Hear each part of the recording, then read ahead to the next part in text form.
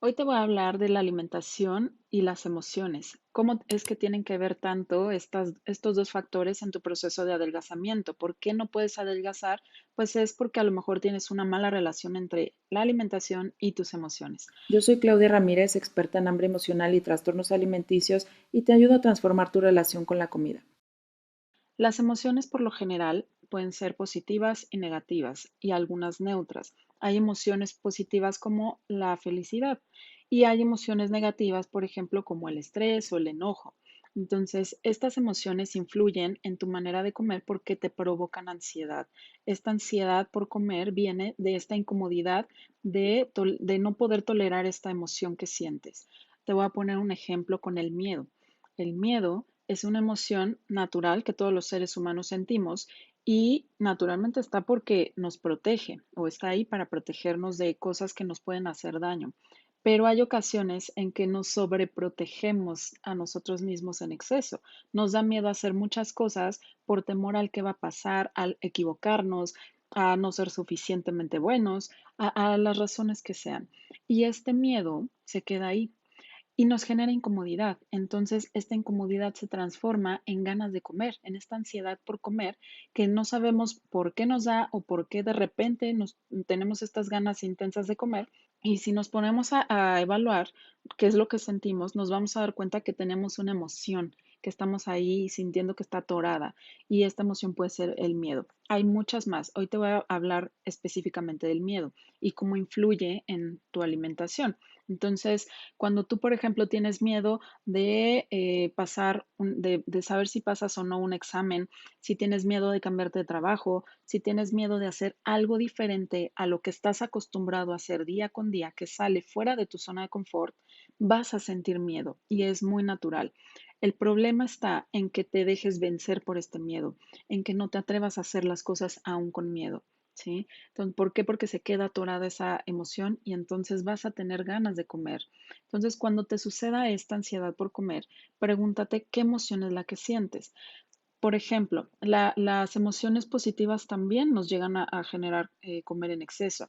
Si vas a una reunión familiar, a una comida, a un cumpleaños de alguien donde haya ciertos alimentos, se te van a antojar, es natural, pero si traes una emoción de extrema felicidad, seguramente vas a comer más cantidad que si hubieras estado con una emoción más neutral. O si vas a esta reunión con emociones como el miedo, emociones negativas, igualmente vas a comer de más. Incluso puedes llegar a tener un atracón. Los atracones de comida se dan mucho por esta situación, por las emociones mal gestionadas, porque se quedan atoradas, no hay forma de sacarlas, ahí están dando vueltas y vueltas en tu cabeza y entonces la única forma que encuentra tu mente de liberarse de estas emociones es con la comida, porque la comida te va a generar un bienestar inmediato, un placer de forma instantánea. Entonces necesitas sí o sí liberar estas emociones. En el caso del miedo, que es el que te estoy hablando el día de hoy, es muy simple pero a la vez muy difícil. Es muy simple quitar un miedo. Te voy a poner un ejemplo. Si tú llegas a una oscuridad total, o sea, vas a un cuarto que está oscuro, te da miedo entrar a este cuarto de oscuridad, ¿sí? Tú vas a tener pensamientos de lo que pudiera haber en ese cuarto y por esa razón te da miedo. He hecho este ejercicio con mis pacientes y cada vez que les pregunto me dicen cosas totalmente diferentes. Por ejemplo, unos me dicen, es que si entro me da miedo saber que hay cosas y me puedo caer y me puedo lastimar. O me daría miedo porque qué tal si hay fantasmas. O me daría miedo porque qué tal si hay payasos. O me da miedo porque qué tal si hay arañas. O me da miedo porque simplemente no sé qué hay. Y estos pensamientos van a venir de tus experiencias pasadas, es decir, cosas que te han sucedido antes, que a lo mejor entraste alguna vez a un lugar que había telarañas, pues claro que vas a pensar que a lo mejor hay telarañas, ¿no? Todo va a venir de los pensamientos.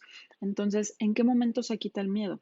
Si tú te atreves a entrar a ese cuarto aún con miedo para poder prender la luz porque el apagador estaba un poco lejos, prendes la luz e instantáneamente se quita el miedo. ¿Por qué? Porque empiezas a ver lo que realmente hay y deja de haber lo que tú pensabas que iba a haber. Entonces se te quita el miedo.